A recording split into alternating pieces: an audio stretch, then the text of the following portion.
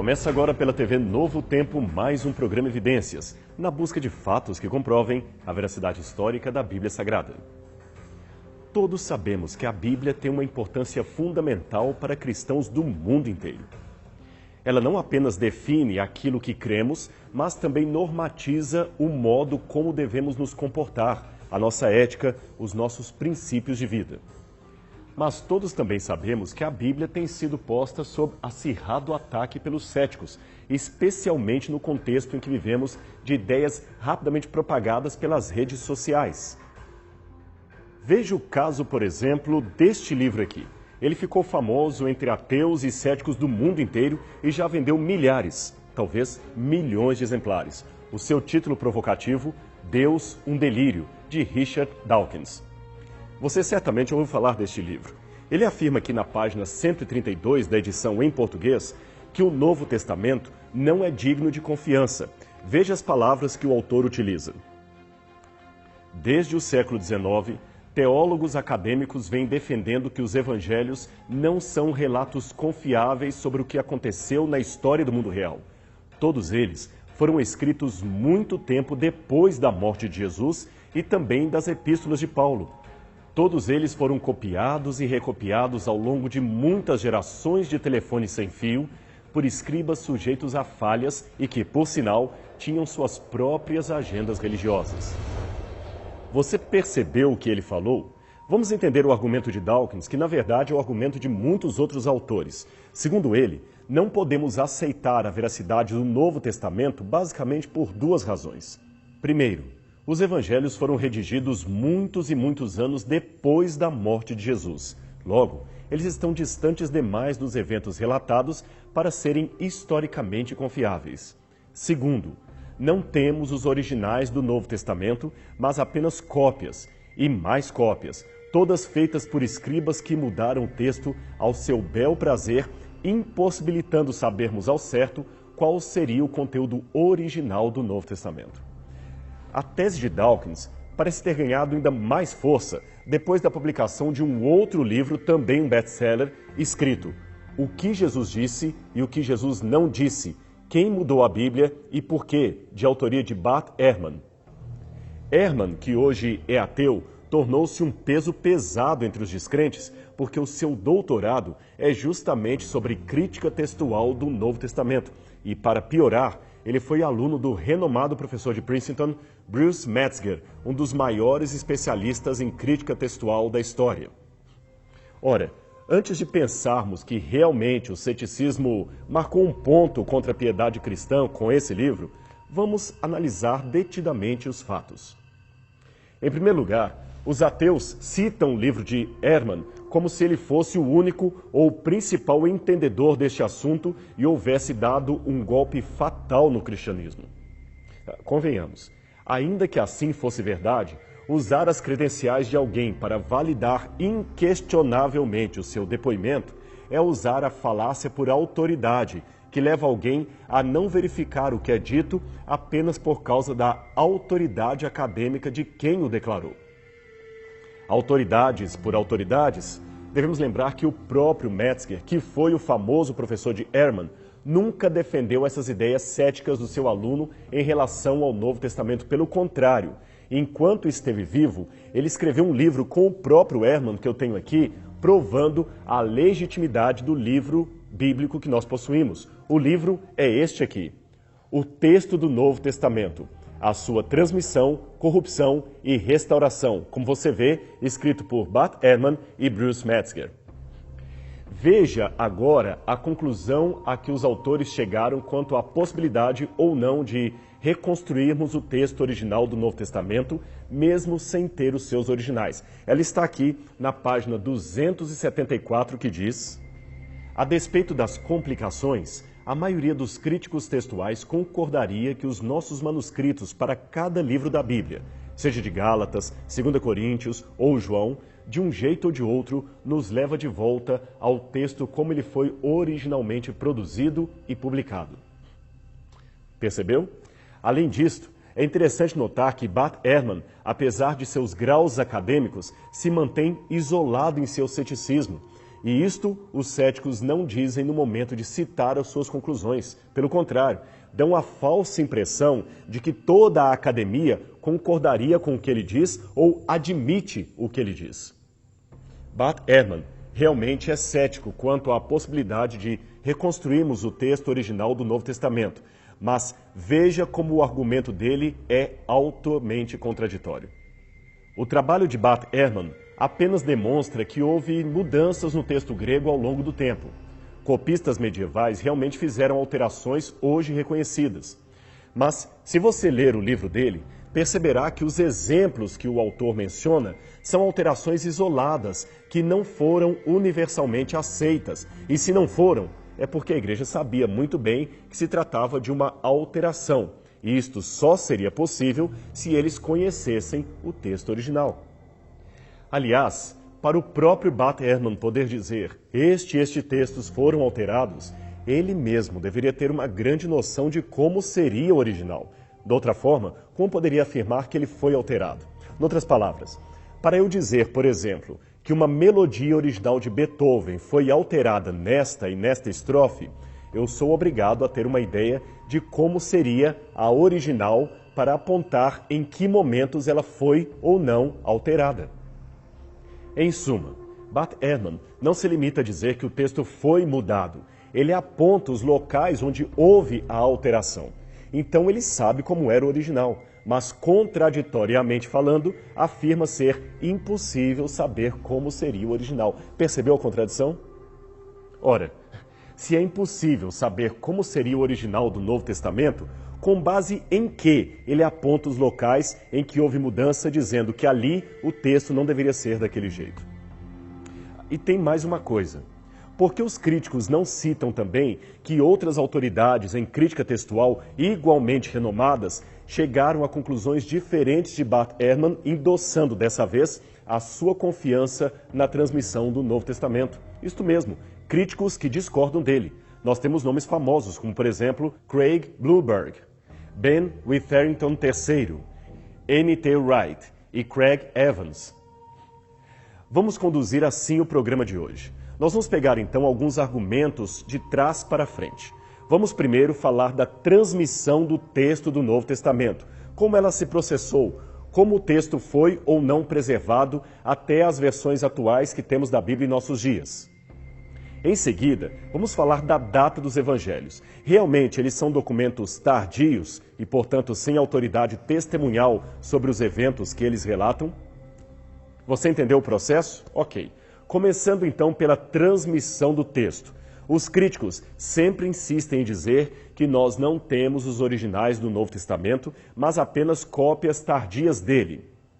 Ora, isso é colocado às vezes num tom como se os teólogos conservadores desconhecessem esse fato, o negassem ou o escondessem da população. Porém, nada está mais longe da verdade. Sir Frederick Kenyon, que por muitos anos foi professor de paleografia em Oxford e também diretor do Museu Britânico, afirmou: os textos originais do Novo Testamento e todas as cópias mais antigas se perderam todas. Então, o que temos feito é trabalhado do modo mais técnico possível com as cópias que foram preservadas. Não obstante, é importante dizer que o intervalo entre as datas de composição original do Novo Testamento e as mais antigas cópias que possuímos é tecnicamente tão pequeno que se torna irrelevante como fundamento de qualquer suspeita ou dúvida que se levante contra a autenticidade do texto que possuímos. Tanto a autenticidade quanto a integridade geral dos livros do Novo Testamento podem ser firmemente estabelecidos pelo trabalho da crítica textual.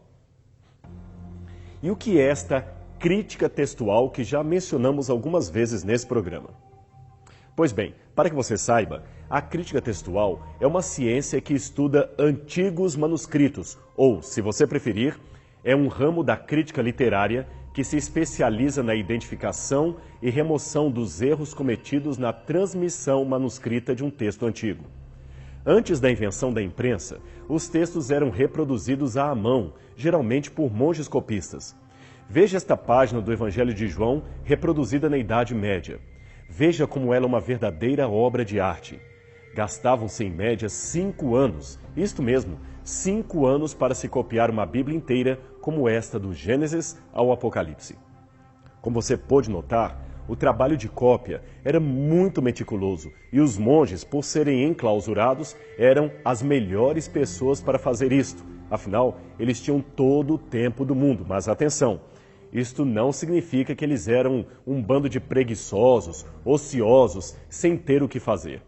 O monge tinha uma vida dura e era severamente punido se não cumprisse os seus deveres no mosteiro. Geralmente, uma pena de ganso habilmente cortada com uma faca era utilizada como caneta. O local onde as cópias eram feitas chamava-se scriptorium e não era nada salubre. Relatos da época, restos de edifícios medievais e também escavações arqueológicas, principalmente na Europa e norte da África, mostram que, ao contrário do que se imaginaria, dificilmente haveria nos mosteiros uma sala específica para o scriptorium. A maior parte do exercício de copiar livros era feita em cubículos, num cantinho da biblioteca, numa torre isolada ou, quem sabe, na própria cela, como eram chamados os quartos dos monges. A claridade do local também não era das melhores e, por razões óbvias, era proibido o uso de lamparina de fogo que pudesse, é claro, provocar um incêndio. Havia apenas uma pequena entrada de luz natural para um tedioso trabalho que durava o dia inteiro. O monge só saía para comer, rezar e ir ao banheiro, o que também é um eufemismo, pois não havia banheiros propriamente dito nos mosteiros. O monge copista tinha de ter a destreza de escrever com uma letra limpa, bonita, copiando cuidadosamente palavra por palavra e deixando espaço para os enfeites e as ilustrações que comporiam a página ornamentando o texto. Não era nada fácil ser um monge copista daqueles dias. Por exemplo, se ele fosse apanhado, digamos, cochilando em cima de sua mesa, ele poderia ser punido com 2 dias de isolamento fora dos portões do monastério. Agora, considerando que muitos mosteiros eram em pleno deserto e que no inverno o frio era rigorosíssimo, imagine então um pobre monge deitado 2 dias do lado de fora da porta, sem comida nem bebida, apenas porque cochilou no momento de cansaço. Um testemunho da dureza do trabalho de copista está preservado em notas geralmente chamadas de colophons, que iam na última página do manuscrito, indicando o trabalho com o qual ele foi concluído. O colophon, por exemplo, do Codex Vaticanus 354, traz no final, no fólio 234, esta preciosa anotação. Veja o que ela diz. Michael, monge e pecador, que findou seu trabalho no mês de março, no dia 5º, na 6ª hora, no ano do mundo de 6.457, à 7ª indicação. Outros terminam apenas com um tremendo brado de alegria como este. Terminei, grande é o Senhor. Não escreva nada com tua mão, senão aquilo que possa trazer alegria na ressurreição. Está frio hoje. Todo escriba passará, mas o que sua mão escreve permanecerá. Agora, é claro que nesse processo, muitos erros eram inevitavelmente cometidos. Alguns até eram percebidos pelo próprio copista e reparados no texto. Outros eram percebidos por um copista posterior. Veja a quantidade de erros anotados nesta única página do Códex Sinaítico. Esse era um códex da Bíblia do 4º século depois de Cristo. Assim, o trabalho de críticos textuais é recolher todos esses manuscritos ou cópias, anotar as diferenças entre elas e tentar reconstruir o texto original o mais precisamente possível. O texto final impresso para a consulta dos técnicos é chamado de edição crítica do Novo Testamento grego. Ele geralmente vem assim, com o texto na parte superior e o aparato crítico ao pé da página, ou também na forma digital como programa de computador. O aparato crítico contém os diversos manuscritos conforme uma classificação universal e também traz as diferenças ou confirmações textuais que existem entre eles. Esse texto impresso, reconstruído a partir dos manuscritos pesquisados, pretende ser o mais próximo possível do texto original, também chamado de autógrafo ou arquétipo. Agora espere. Antes que você se desiluda com isto, ou seja, com com o fato de que não temos os textos originais da Bíblia e precisamos reconstruí-los a partir de cópias posteriores contendo erros, saiba que toda a literatura antiga também é assim. Nós, igualmente, não possuímos os originais das principais obras literárias produzidas pela humanidade. E o trabalho de crítica textual que fazemos para recuperar a forma do texto bíblico é o mesmo que utilizamos para recuperar a forma original da Ilíada de Homero ou das Guerras Gaulesas de Júlio César. John Montgomery, professor de literatura antiga e direito na Inglaterra, escreveu: ser cético em relação ao texto resultante dos livros do Novo Testamento é permitir que toda a antiguidade clássica caia na obscuridade, pois nenhum documento antigo é tão atestado bibliograficamente quanto o Novo Testamento. E de fato ele tem razão. Na ausência dos originais de uma obra antiga, quanto maior o número de cópias que possuímos, maior a chance de se reconstruir o seu texto original. E todo especialista em crítica textual sabe disso. Agora veja, fora a Bíblia Sagrada, o livro clássico mais bem atestado do mundo em termos de quantidade de cópias antigas é a Ilíada de Homero. Ela possui 643 cópias manuscritas, sendo que a mais antiga delas dista 1.300 anos do texto original. Os próximos autores mais atestados seriam Aristóteles e o conhecido poeta Aristídeis. Temos menos de 200 cópias fragmentadas dos livros que estes autores produziram.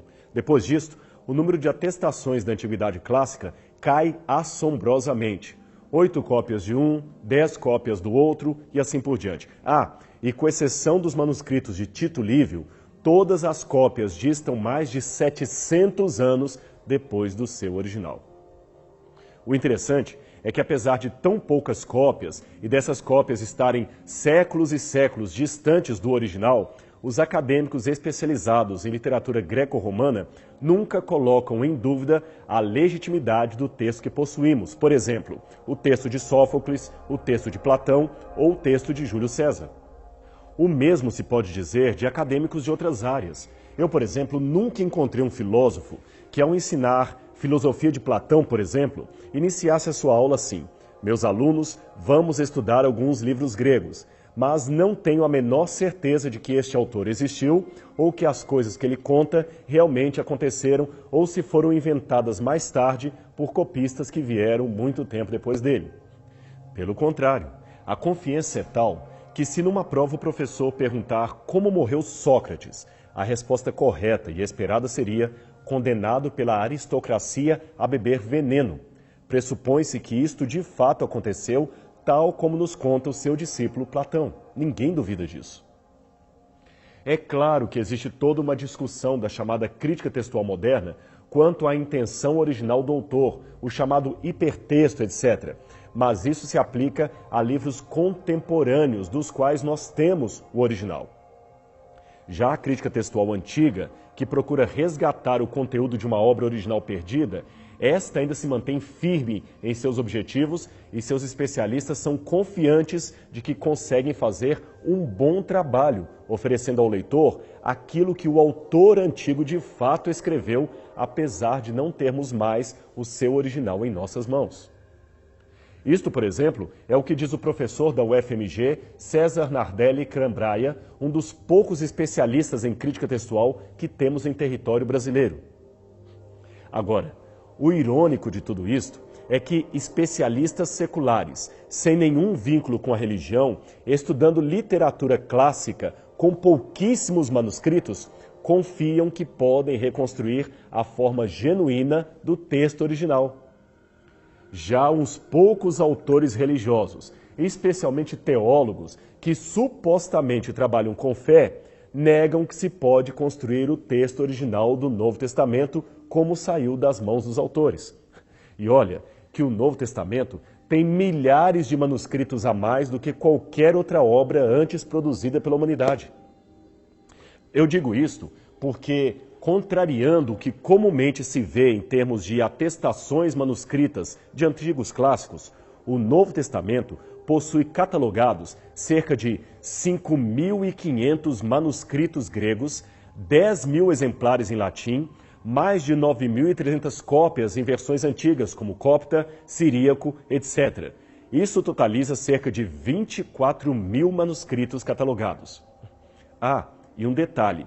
A diferença da cópia mais antiga em relação ao seu original é de apenas uns 25 ou 30 anos.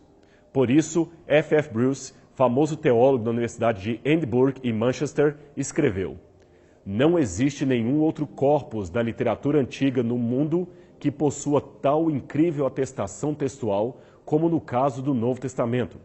Se o texto bíblico fosse uma coleção secular, a sua autenticidade estaria atestada para além de qualquer dúvida."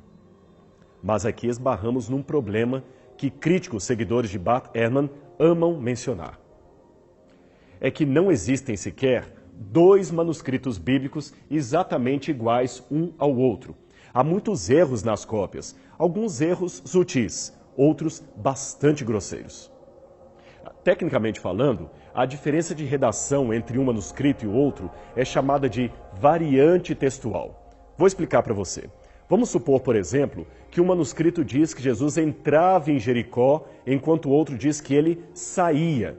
Isso é chamado de variante, de alteração.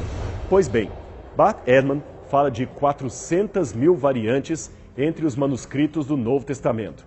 Então conclui: há mais variantes entre os nossos manuscritos que palavras no Novo Testamento. E então, como resolver esse problema? Bem, como o nosso programa está chegando ao fim, vamos deixar a continuidade desse assunto para a semana que vem. Portanto, fique ligadinho na TV Novo Tempo e não perca a sequência desse tema no próximo programa Evidências. Até lá!